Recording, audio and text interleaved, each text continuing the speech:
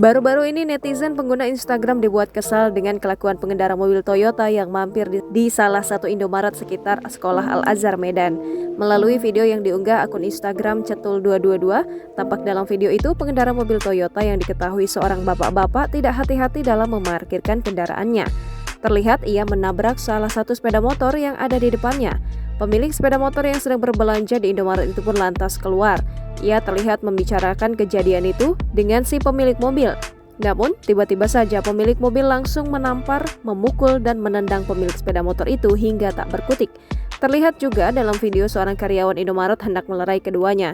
Namun, lagi-lagi si pengendara mobil tidak menanggapi. Ia malah terus menampar dan memukul pemilik sepeda motor itu.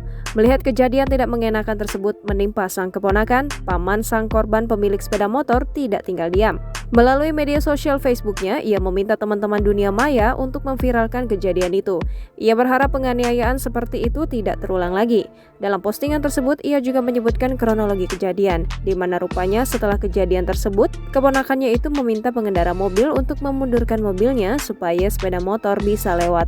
Namun bukan diberi jalan, ia malah dipukuli oleh bapak-bapak pengendara mobil itu. Jangan lupa subscribe, share, komen, dan like ya.